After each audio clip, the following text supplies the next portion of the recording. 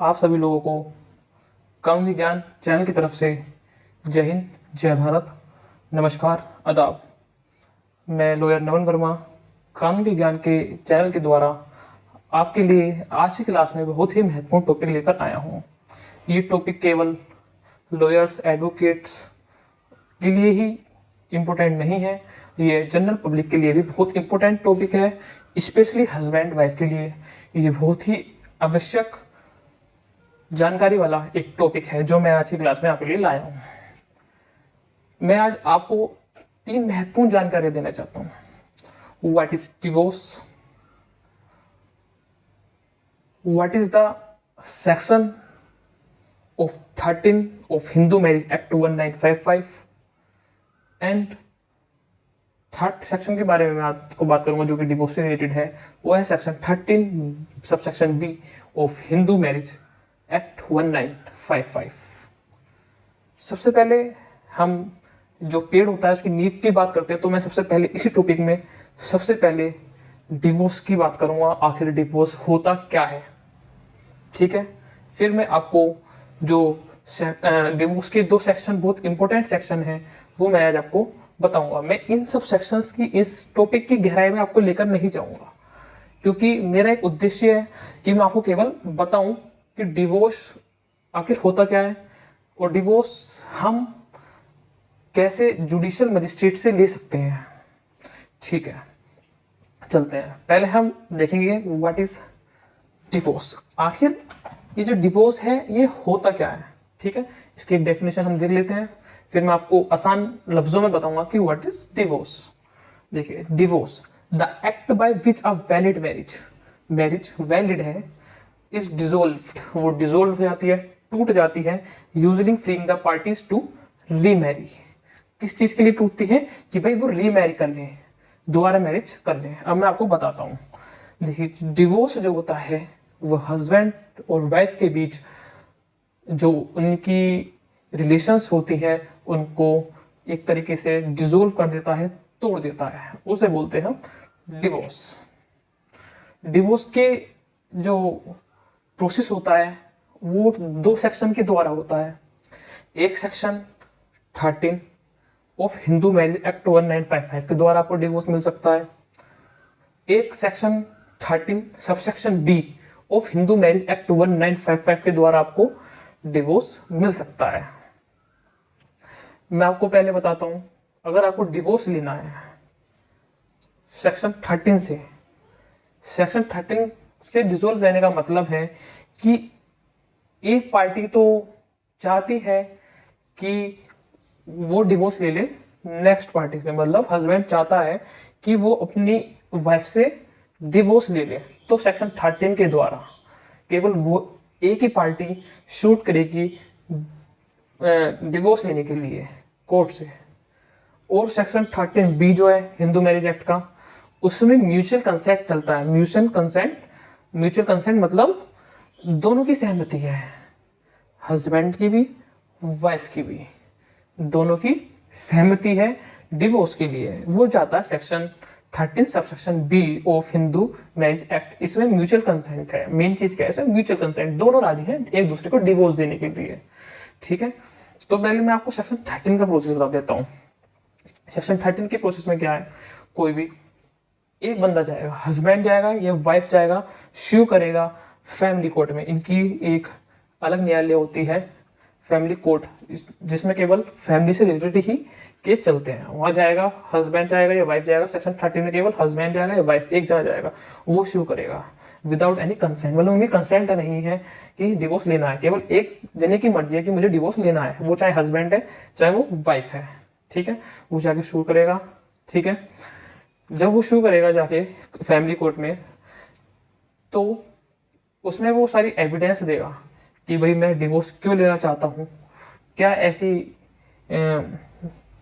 कुछ असहमति ना बैठी, मतलब बहुत टाइप्स में हस्बैंड वाइफ को लेकर मिसअंडरस्टैंडिंग होती है, जिस वजह से डिवोर्स की एक प्रक्रिया अपनानी पड़ती है, मजबूरी हो जाती है, तो वो जो एक वाद पत्र बनाएगा, एक एप्लीकेशन बनाएगा जो कोर्ट में देगा, उसमें सब कुछ जाहिर करेगा और एक एविडेंस जरूर देगा कि हम दोनों के बीच में शादी हुई थी। चाहे वो शादी का कार्ड लगाए या आधार कार्ड में, हस्बैंड के आधार कार्ड में उसकी वाइफ का नाम हो, या किसी चीज़ में भी अगर वाइफ शो कर रही है तो वाइफ के कार्ड में हस्बैंड का नाम हो, ठीक है, कि ये हस्बैंड, ये मतलब दोनों की शादी, मतलब कोर्ट के सामने ये जाहिर करना है कि शादी हुई भी है, ठीक है। ये एविडेंस जब आप कोर्ट में शूट करें तो बहुत जरूरी है कि आप ये एविडेंस जरूर दें, ठीक है। और साथ में जो बाकी तो आपके जो आप एडवोकेट हायर करेंगे वो सब बता देंगे आपको कि क्या क्या उसमें लगेगा। बाद में फाइल जब वाद पत्र जब रजिस्टर्ड हो जाता है केस फैमिली कोर्ट में, उसके बाद एविडेंस चलती है, ठीक है। और एविडेंस से पहले एक क्या बोलते हैं, पैरवी से बोलते हैं, ठीक है, मतलब एक सम्मन भेजा जाता है वाइफ को कि भाई ऐसे ऐसे आपके हस्बैंड ने डिवोर्स की फाइल शूट करी है फैमिली कोर्ट में, अगर आपको कुछ कहना है या आपको उस फाइल के अगेंस्ट जाना है तो आइए, आप एडवोकेट हायर करें, कोर्ट में आए और अपनी बात कहें, ठीक है। ये प्रोसेस हो गया है सेक्शन 13 का। और ये जो फाइल जो चलती है इसका 1 साल से लेकर 2 साल में इसका डिस्पोजल हो जाता है, डिवोर्स की डिग्री मिल जाती है। कभी कभी ऐसा होता है कि एक पार्टी तो आ रही है रेगुलर सेक्शन 13 के सूट में, मतलब जिसने डिवोर्स डाला वो तो आ रहा है, पर लाइक जैसे कि हस्बैंड ने शूट करा फाइल, वो तो आ रहा है केस में, पर जो वाइफ को जिसको सम्मन भेजा है वो नहीं आ रही है फाइल में, तो एक्स पार्टी हो जाता है। मतलब जो हस्बैंड कह रहा है सही कह रहा है, वो एक्स पार्टी हो जाता है। और एक्स पार्टी डिस्पोजल के बाद जो ये कोर्ट मानती है कि जो हस्बैंड कह रहा है सही कह रहा है, जिसने बात पत्र में जो चीज़ें लिखी हैं वो सही लिखी हैं, तो फेवर जो कोर्ट है वो फेवर में हो जाता है हस्बैंड के, ठीक है। और जो नहीं आ रहा है उसे तो कुछ कहना ही नहीं, तो उसे ऐसा डिवोर्स मिल जाता है, ठीक है। हाँ, ये मैं कह सकता हूँ कि जो डिवोर्स के केस होते हैं वो कभी कभी 4-4, 5-5 साल खेल जाते हैं। क्यों? क्योंकि अगर लोअर कोर्ट ने, फैमिली कोर्ट ने, डिस्ट्रिक्ट कोर्ट ने अगर डिवोर्स दे दिया तो वो उसको चैलेंज करता है हाई कोर्ट में भी और यहाँ तक कि सुप्रीम कोर्ट में भी, तो कभी कभी लंबा भी खींच जाता है, ठीक है। ये हो गई बात सेक्शन 13 की, जिसमें म्यूचुअल कंसेंट अब्सेंट रहता है, प्रेजेंट नहीं रहता है। Now we are go to the section 13B of Hindu marriage act 1955।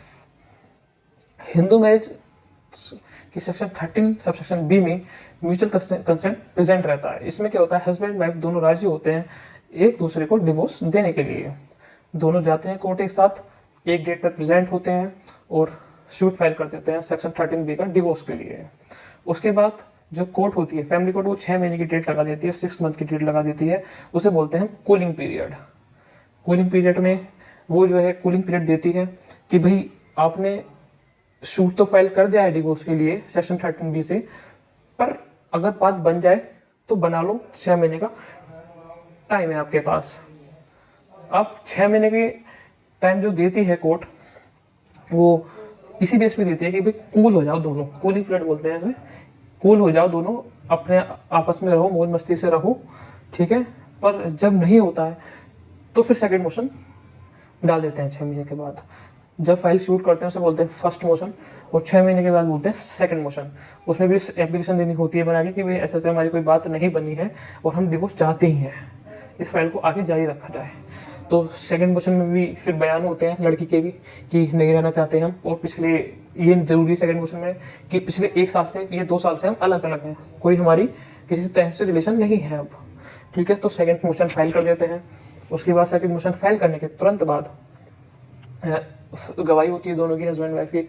उसके बाद एक दो डेट और लगती है, उसके बाद आपको डिग्री मिल जाएगी डिवोर्स की। वो उस डिग्री की डिवोर्स के मिलने के बाद आप कहीं भी शादी कर देते हैं, क्योंकि जब भी दूसरी शादी करता है, चाहे वो हस्बैंड हो वाइफ हो, दूसरी शादी जिससे हो रही है उसे घर वाले कोर्ट का कागज जरूर मांगते हैं। इसलिए डिवोर्स का शूट करना फाइल बहुत जरूरी है। कुछ लोग क्या करते हैं कि आपसे सोशली क्या बोलते हैं, स्टाम्प पेपर लेकर और कह देते हैं कि फिर लिख देते हैं उस पर एडवोकेट्स के द्वारा कि ऐसे ऐसे दोनों अलग हो गए हैं। ये सब मान्य नहीं रखता है, क्योंकि असल में कागज जो मान्य रखता है, जो लॉफुल है, वो कोर्ट की डिग्री है, फैमिली कोर्ट की डिग्री है।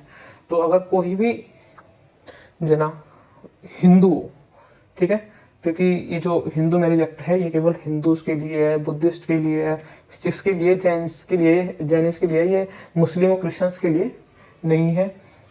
तो केवल मैं यहाँ इनकी बात कर रहा हूँ, वो शूट फाइल करें अगर किसी को विवाह विच्छेद करना है। डिवोर्स को हिंदी में बोलते हैं विवाह विच्छेद, ठीक है। जिसको डिवोर्स फाइल करना है वो जाए कोर्ट, ठीक है। और अपना विवाह विच्छेद कर ले। मैक्सिमम मैं कहूँ तो 1.5 साल लगता है बस ये डिवोर्स की डिग्री हाथ में आने में। ठीक है, तो ये सब 2 प्रोसेस थे, मैंने आज की वीडियो में आपको बताया। फर्स्ट बताया कि व्हाट इज डिवोर्स, डिवोर्स कैसे किसे कहते हैं। दूसरा मैंने आपको बताया सेक्शन 13 जिसमें म्यूचुअल कंसेंट प्रेजेंट नहीं रहता, केवल वाइफ या हस्बैंड दोनों में से एक जाता है डिवोर्स के लिए। और सेक्शन 13 भी मैंने आपको बताया डिवोर्स का, जिसमें म्यूचुअल कंसेंट होता है, आपसी सहमति होती है एक दूसरे को डिवोर्स देने के लिए। ये 3 चीज़ मेन चीज़ मैंने आज आपको बताई। आशा करता हूँ कि इस क्लास में आपको जो मैंने आपको बताया सब समझ में आया होगा। मेरी बात सुनने के लिए बहुत बहुत धन्यवाद। आज की क्लास में बस इतना ही। आगे मिलते हैं नए टॉपिक्स के साथ, रिलेटेड टॉपिक्स के ही साथ। ठीक है, धन्यवाद। जय हिंद, जय भारत।